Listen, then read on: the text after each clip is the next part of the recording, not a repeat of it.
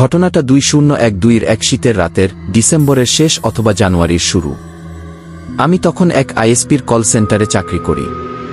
ঘুম থেকে উঠতে উঠতে দুপুর হয়ে যায়, তাই বিকেল 5টা থেকে রাত 1টা শিফটের কমন পাপি আমি। অন্যান্য দিনের মতো সেদিনও বাসার সামনে যখন অফিসের গাড়ি নামিয়ে দিয়ে গেল রাত, তখন 1:50।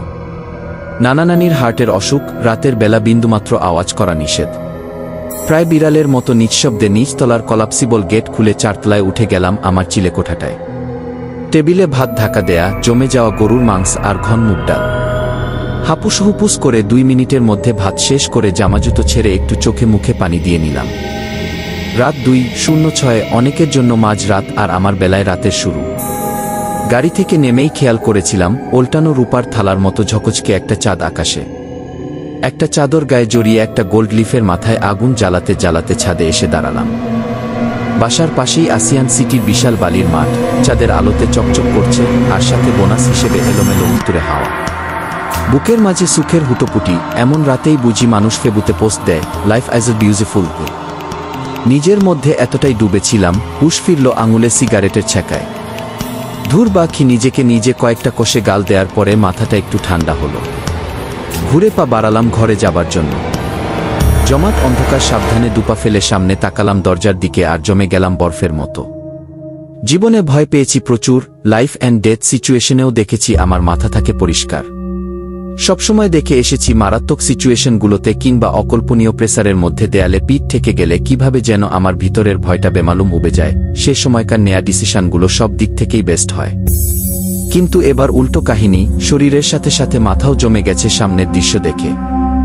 আমি জানি আমার চোখে প্রবলেম আছে, চোখের চশমা আজ 11 বছর ধরে সেই প্রবলেমের সাক্ষী দিয়ে আসছে। কেউ যখন বলে, নয়ন তুমি ভুল দেখেছ, আমি মৃদু হেসে প্রতিবারই বলেছি, মানুষ মাত্রই ভুল, ম্যান ইজ মর্টাল কি। কিন্তু সেদিন রাতে যা দেখেছিলাম তা একদম শতভাগ সঠিক দেখেছিলাম। চাঁদের আলো আর দরজার ফাঁক চুইয়ে আসা আলোতে একদম পরিষ্কার দেখেছিলাম। কি দেখেছিলাম? এই লেখাটা লেখা শুরু করার আগেও অনেকক্ষণ ভেবেছি কিভাবে বর্ণনা করা যায় কি জিনিসটা কি কে। আচ্ছা, বর্ণনা দেওয়ার আগে একটু অন্য কথা বলে নেই। আমার জন্ম কুমিল্লা সিএমএইচে। বয়স যখন 11 মাস, তখন চারপাশে ম্যালেরিয়ার প্রকোপ দেখা দেয়। বাবা আমাকে আর মাকে ঢাকাতে নানির কাছে দিয়ে যান, সেই থেকে আমি ঢাকাতেই। এয়ারপোর্টের কাছাকাছি এই জায়গাতেই আমার নারী পোতা। অন্ধকার আমার কাছে অপরিচিত নয়, কিন্তু কখনো স্বাচ্ছন্দ্য বোধও করিনি আধারে। ভূতপ্রেত এগুলি সম্পর্কে বরাবরই আমার মনোভাব ছিল এমন যে কখনো হেসে উড়িয়ে দেয়নি, কিন্তু এগুলির অস্তিত্ব আছে তার পক্ষে সাফাইও গায়নি। বন্ধুদের প্রশ্নের জবাবে হাসিমুখে বলে এসেছি, ভূতপ্রেতনি থাকলে আছে, না থাকলে নাই, না থাকলে তো কথাই নাই, কেস ডিসমিস। থাকলে যেন আমার সামনে না পড়ে, আমার হার্ট দুর্বল। সেদিন আমার প্রশ্নের জবাব আমি পেয়েছিলাম। জিনিসটা কি ছিল আমার কোনো আইডিয়া নাই। হয়তো মুসল্লিদের ভাষায় কোনো দুষ্ট জিন, হয়তো ছোটবেলার মামদভূত, স্কন্ধকাটা কিংবা অতৃপ্ত কোনো আত্মা।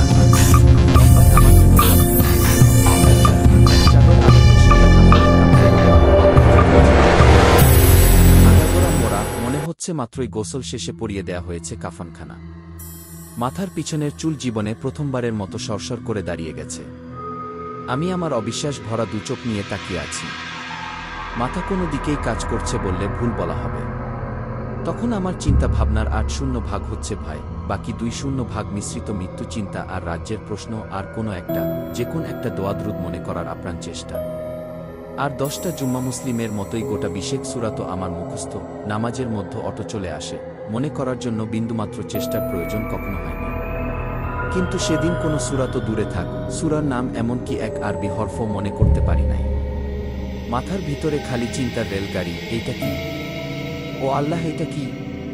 কি করমু এখন আমি, কি করমু? ছাদের থেকে লাফ দিমু? পূর্ব পাশের বিল্ডিং তো দোতলা, চোখ বন্ধ কইরা লাফ দিলে বেশি হইলে হাত পা ভাঙো, মর্মু তো আর না। ইয়া খোদা, এটা কি জিনিস? অন্যদিকে তাকা নয়, ওইদিকে তাকায় আছিস কেন? অন্যদিকে তাকা, চোখ নামা ভাই না ভাই। এইট কিছু না, তোর চোখের ভুল। ওই সূরাটা জানি কি ছিল, ধুর বাল বাল বাল। এইটা এখনো যায় না কেন? আমি তো ভয় পাইছি।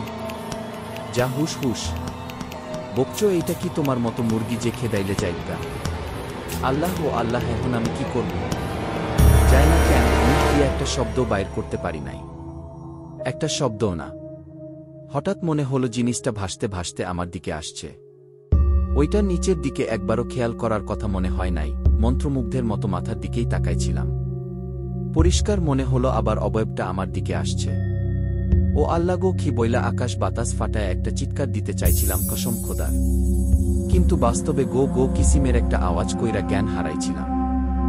জ্ঞান ফিরার পরে একবার চোখ খুলে গা অন্ধকার দেখে আবার চোখ বন্ধ করে ফেলছি ভয়ে। মাথার বাম পাশে টনটন করছে ব্যথায়। বুকের মধ্যে ব্রাজিলিয়ান সাম্বা আর ইন্ডিয়ান ঢোলের যুগলবন্দি।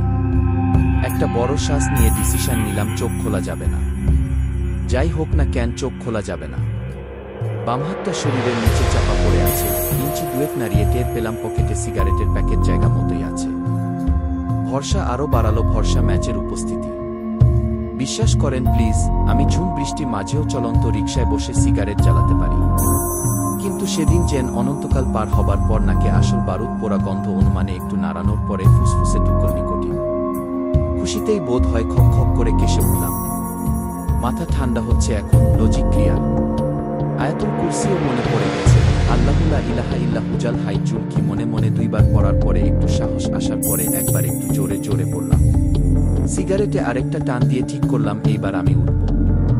প্রথমে ম্যাচের একটা কাঠি জ্বালিয়ে ওই জিনিসটা যেদিকে ছিল সেদিকে একবার তাকাবো, যদি এখনো ওখানে থাকে তাহলে দু কদম দৌড়ে পূর্ব পাশের ছাদে লাফ দিব, আর না থাকলে দৌড় দিব ঘর বরাবর।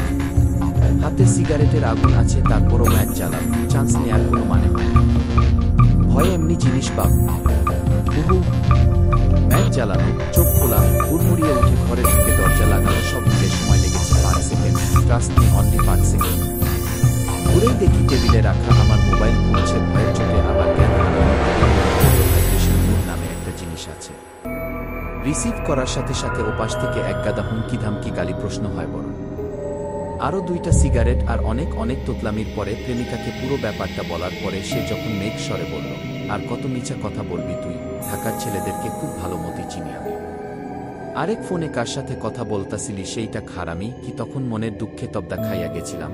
হালার এতদিন প্রেম করার পরে নিজের গার্লফ্রেন্ডরেই যদি বিশ্বাস না করাইতে পারলাম, তাইলে আর মানুষ বার বিশ্বাস করবে। আজান দেওয়ার আগ পর্যন্ত কত কিছু হয়েছে, কত হাজার শব্দ খরচ করতে হয়েছে সেটা খালি আমি জানি। সেই গল্প আমার কাছেই থাকে। আপনাদের উপর কোনো প্রেসার নাই, চাইলে বিশ্বাস করেন নাইলে না, আমার কিছু যায় আসে না। তবে মন থেকে বলছি, যদি বিশ্বাস নাই করেন উল্টা এই ব্লগ পোস্টে এসে আমারে পচায়া যান, তাইলে মৃত্যুর আগ পর্যন্ত প্রার্থনা করব যাতে তিনারা আপনাদের দর্শন দেওয়া যায়। তাইলে বুঝবেন কত ধানে কত চাল। হুহ।